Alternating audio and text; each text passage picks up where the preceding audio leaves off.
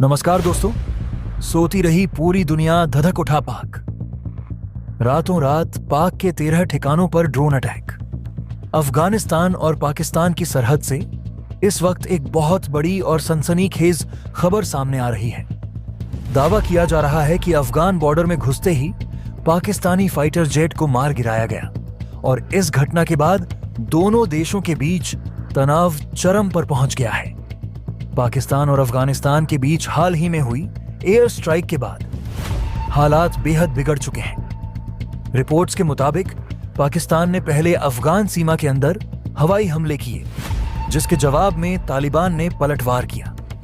इसके बाद हालात इतने बिगड़े कि काबुल, कंधार और पख्तिया जैसे इलाकों में जवाबी हमलों की खबरें आने लगीं। भारत अफगान के जॉइंट ऑपरेशन ने उड़ाए पाक के परखच्चे। जी हां, जब पूरी दुनिया चैन की नींद सो रही थी, तब भारत और अफगान आर्मी की तरफ से किए गए जॉइंट ऑपरेशन में पाक के 11 ठिकानों को निशाना बनाते ही रातों रात ध्वस्त किया गया है और यह सबसे बड़ी स्ट्राइक रही है पाक के ऊपर। अब तक ये बता दें कि भारत और अफगानिस्तान की संयुक्त सेना की तरफ से लगातार अफगान बॉर्डर पर 24 घंटे पहले से ही बड़ी कार्रवाई की जा रही है। भारत की तरफ से भेजी गई पैराट्रूपर्स और मिलिट्री लगातार इस वक्त तालिबान की सेना के साथ मिलकर के अफगान बॉर्डर पर पाक पर बड़ा एक्शन ले रही है।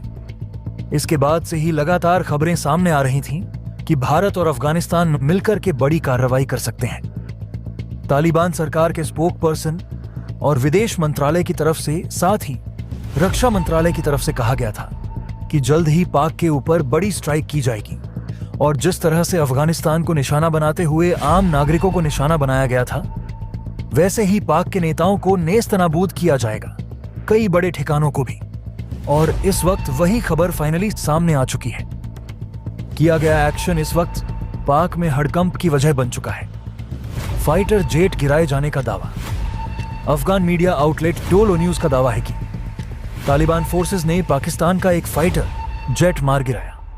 हालांकि रिपोर्ट में यह साफ नहीं किया गया कि विमान कौन सा था और वो किस जगह गिराया गया, लेकिन सोशल मीडिया पर जोर शोर से कहा जा रहा है कि यह F-16 फाइटर जेट था जो अफगान हवाई क्षेत्र में दाखिल हुआ था। इस पूरे घटनाक्रम को पाकिस्तान के आर्मी चीफ आसिम मुनीर की रणनीति से जोड़कर देखा जा रहा है। दावा किया जा रहा है कि पाकिस्तानी सेना की कई चौकियों पर हमला हुआ। अफगान पक्ष ने कुछ पोस्ट पर कब्जे का भी दावा किया है। हालांकि पाकिस्तान ने इन सभी दावों को सिरे से खारिज किया है। पाकिस्तान की चुप्पी। सबसे अहम बात यह है कि अब तक पाकिस्तानी सरकार या सेना की तरफ से फाइटर जेट गिराए जाने के दावे पर कोई आधिकारिक बयान नहीं आया है। यानी फिलहाल यह मामला अफगान मीडिया और सोशल मीडिया दावों तक ही सीमित है। हालात कितने खतरनाक अगर ये दावे सही साबित होते हैं तो ये पाकिस्तान अफगानिस्तान रिश्तों में अब तक की सबसे गंभीर सैन्य झड़प मानी जाएगी। दोनों देशों के बीच पहले से ही सीमा, आतंकवाद और शरणार्थियों को लेकर तनाव रहा है। दोस्तों, ये खबर कितनी सच्ची है और इसका जमीनी सच क्या है, यह आने वाले घंटों में आधिकारिक बयानों से ही साफ होगा। आपका क्या मानना है? क्या वाकई पाकिस्तानी F-16 गिराया गया या ये सिर्फ मनोवैज्ञानिक युद्ध का हिस्सा है? नीचे कमेंट में अपनी राय जरूर बताइए। वीडियो पसंद आए तो लाइक, शेयर और सब्सक्राइब करना न भूलें। मैं हूं आपका दोस्त, मिलते हैं अगली बड़ी खबर के साथ। यह वह रात थी जब पूरी दुनिया सो रही थी। तब पाक जलजले से जूझ रहा था। वहां की आर्मी बैकफुट पर जा चुकी थी। हालात ऐसे बन चुके थे कि पाक आर्मी को अपने कैंप और अपने जो सैनिक छावनियां थीं, उन्हें छोड़कर के बैकफुट पर जाना पड़ रहा है। वहीं दूसरी तरफ टीटीपी की तरफ से भी अफगानिस्तान की तालिबान सरकार को लेकर बड़ा सहयोग सामने आया है। कहा जा रहा है कि टीटीपी ने अफगानिस्तान के रास्ते से होते हुए अफगान बॉर्डर को क्रॉस करके पाक के कई ठिकानों को टारगेट किया है। लेकिन सबसे बड़ी बात इस वक्त पाक के ऊपर किया गया यह ड्रोन अटैक है, जहां पर 11 जगहों को टारगेट करते हुए इन जगहों को नेस्तनाबूद किया गया है। बता दें कि ये 11 वही जगह हैं जहां से अफगानिस्तान को निशाना बनाया गया था और यहीं से हमले किए गए थे और उसके साथ ही सैनिक छावनियों और पाक की लगभग 3 मस्जिदों को भी टारगेट किया गया है, जिसमें इस घटनाक्रम के बीच में अफरा तफरी पाक के अंदर मच चुकी है। हालात ऐसे सामने आ चुके हैं कि अब आनन फानन में पाक के पीएम शहबाज शरीफ और पाक के जो सेना प्रमुख हैं जनरल मुनीर मीटिंग बुलाई है और इस मीटिंग के बीच में तीनों सेनाओं के प्रमुखों को भी बुलाया गया है ताकि जल्द से जल्द इस पर कोई बड़ा एक्शन ले सके।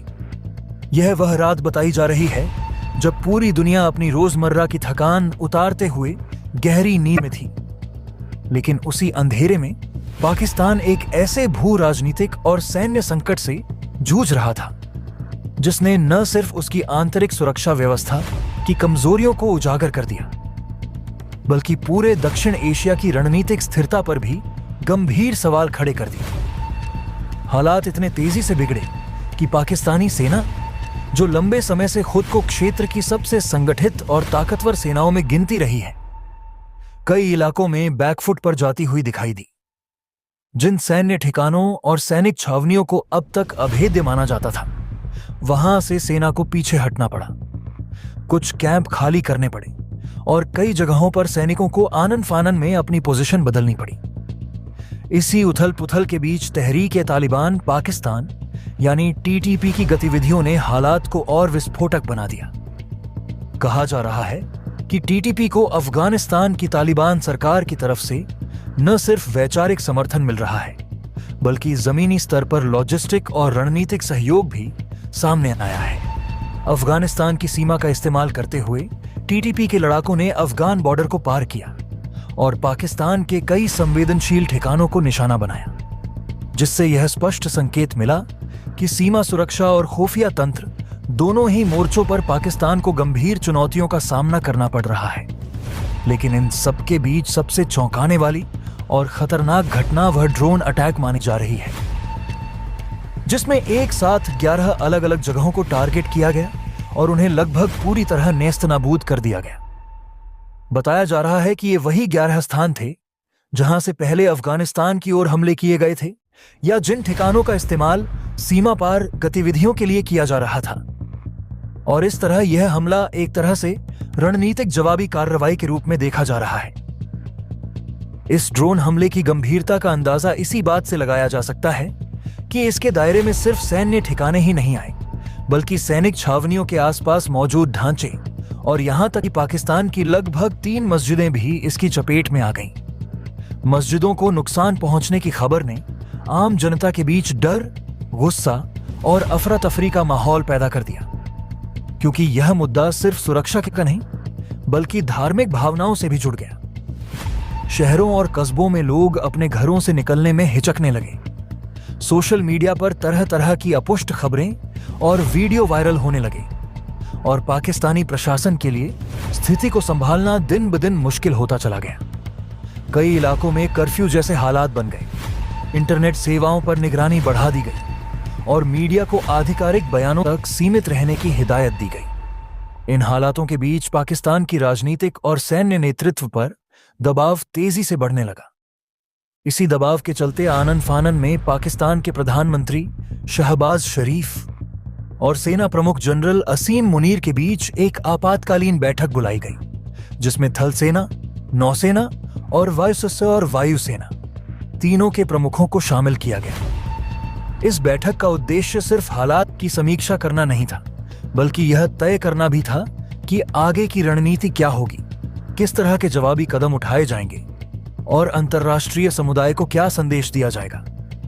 बैठक के अंदर क्या क्या चर्चा हुई, इसकी आधिकारिक जानकारी तो सीमित ही सामने आई, लेकिन सूत्रों के हवाले से यह जरूर कहा जा रहा है कि सेना और सरकार दोनों ही इस बात को लेकर चिंतित हैं कि अगर हालात पर जल्दी काबू नहीं पाया गया तो यह संकट और गहरा सकता है।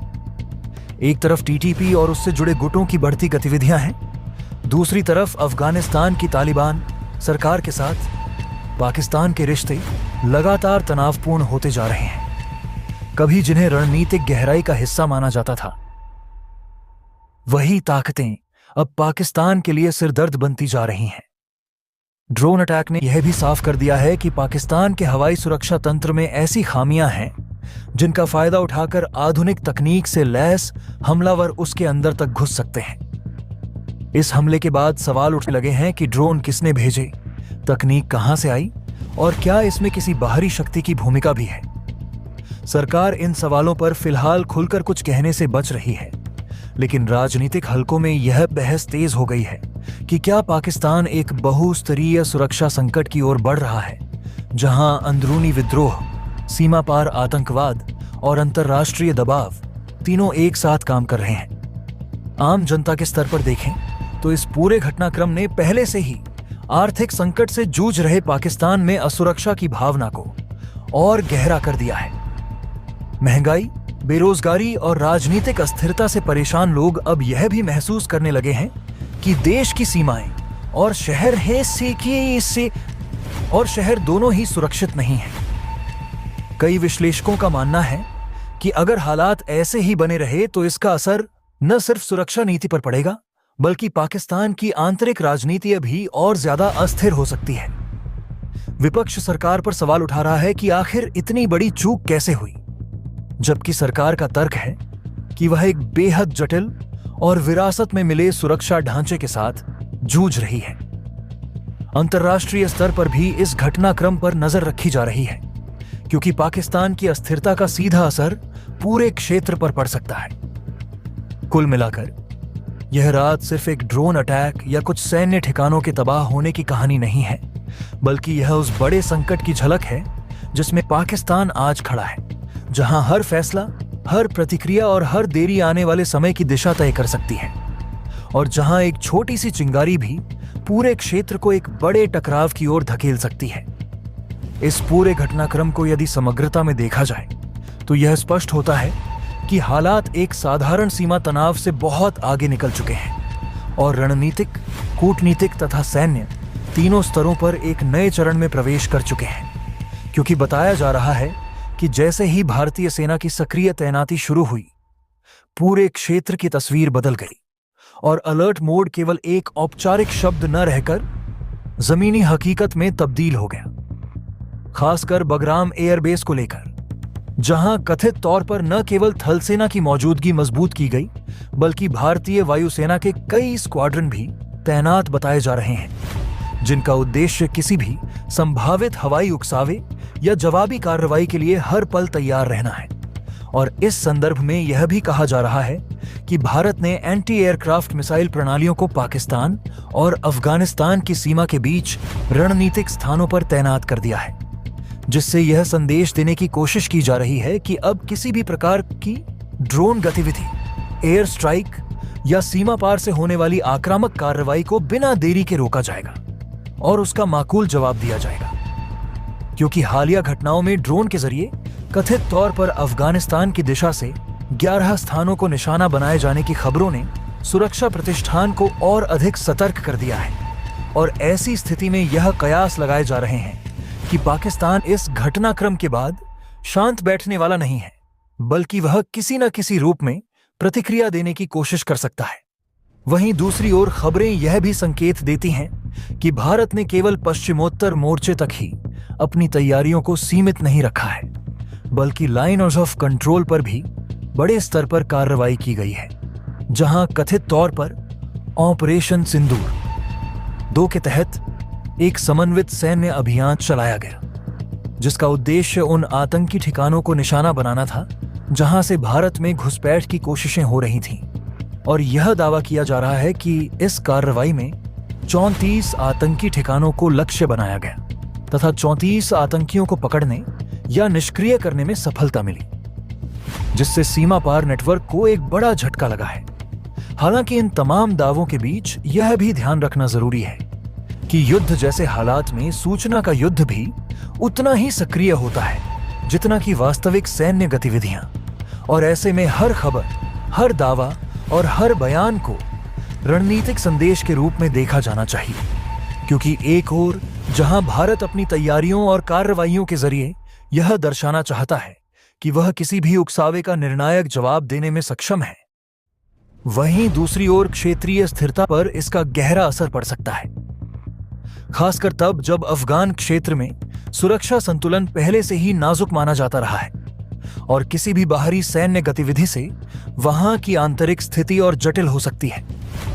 इसके साथ ही अंतर्राष्ट्रीय समुदाय की नजरें भी इस पूरे घटनाक्रम पर टिकी हुई हैं, क्योंकि दक्षिण एशिया में किसी भी तरह का सैन्य टकराव केवल 2 देशों तक सीमित नहीं रहता, बल्कि उसके प्रभाव दूरगामी होते हैं, राजनीतिक, आर्थिक और मानवीय। और यही कारण है कि कूटनीतिक चैनलों के सक्रिय होने की संभावनाओं पर भी चर्चा हो रही है। लेकिन फिलहाल जो तस्वीर उभरकर सामने आ रही है वह यह संकेत देती है कि भारत किसी भी तरह के दबाव में आने के बजाय एक स्पष्ट और सख्त रुख अपनाए हुए है, जिसमें सैन्य तत्परता के साथ साथ यह संदेश भी निहित है कि सीमा सुरक्षा, हवाई क्षेत्र की रक्षा और आतंकवाद के खिलाफ कार्रवाई, इन तीनों मोर्चों पर कोई समझौता नहीं किया जाएगा। और इसी संदर्भ में एलओसी पर की गई कथित कार्रवाई को केवल एक सैन्य कदम के रूप में नहीं, बल्कि एक व्यापक रणनीति के हिस्से के रूप में देखा जा रहा है, जहां घुसपैठ के ढांचे को तोड़ना, आतंकी लॉजिस्टिक्स को बाधित करना और मनोवैज्ञानिक बढ़त हासिल करना, तीनों लक्ष्य एक साथ साधने की कोशिश की गई है। वहीं पाकिस्तान के भीतर अफगान सीमा को लेकर बताई जा रही अफरा तफरी यह दर्शाती है कि वहां भी सुरक्षा तंत्र पर दबाव बढ़ा हुआ है और 2 मोर्चों पर तनाव की स्थिति किसी भी देश के लिए चुनौतीपूर्ण होती है। ऐसे में आने वाले दिनों में यह देखना महत्वपूर्ण होगा कि क्या यह तनाव नियंत्रित दायरे में रहता है या फिर किसी बड़े टकराव की ओर बढ़ता है, क्योंकि इतिहास गवाह है कि इस क्षेत्र में छोटी सी चिंगारी भी बड़े घटनाक्रम का रूप ले सकती है। और इसीलिए मीडिया रिपोर्ट्स, आधिकारिक बयानों और जमीनी संकेतों, तीनों को एक साथ पढ़ना और समझना जरूरी हो जाता है, ताकि भावनाओं के बजाय तथ्यों और विवेक के आधार पर स्थिति का आकलन किया जा सके। लेकिन फिलहाल जिस तरह की खबरें सामने आ रही हैं, वे यही बताती हैं कि भारत पूरी तरह से सतर्क है, सैन्य रूप से तैयार है और किसी भी संभावित चुनौती का सामना करने के लिए बहुस्तरीय रणनीति के साथ आगे बढ़ रहा है, जिसमें हवाई रक्षा, सीमा सुरक्षा और आतंकवाद विरोधी अभियानों को एक साथ जोड़ा गया है। और यह पूरा परिदृश्य इस बात का संकेत है कि आने वाला समय क्षेत्रीय राजनीति और सुरक्षा समीकरणों के लिए निर्णायक साबित हो सकता है। दोस्तों, आपकी क्या राय है कमेंट बॉक्स में जरूर से बताएं और साथ ही चैनल को सब्सक्राइब करना ना भूलें। आपके एक सब्सक्राइब से हमारी काफी बड़ी मदद होती है। जय हिंद।